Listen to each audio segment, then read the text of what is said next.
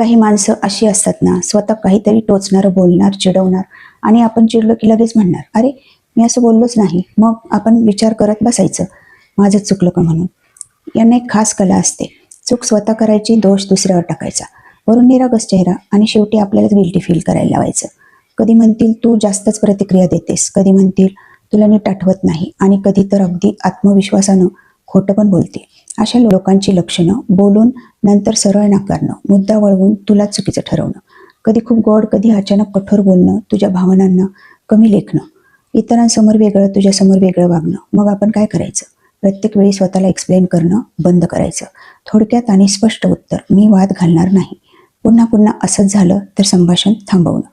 वैयक्तिक गोष्टी शेअर न करणं.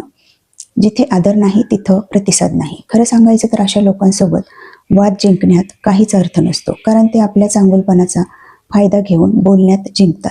काही वेळा वाद हारलो तरी चालेल, पण स्वतःचा मानसिक शांतपणा जपणं जास्त महत्त्वाचं आहे. एक गोष्ट कायम लक्षात ठेवा, जे लोक तुम्हाला सतत गोंधळात टाकतात ते स्वतःच कधीच स्पष्ट नसतात.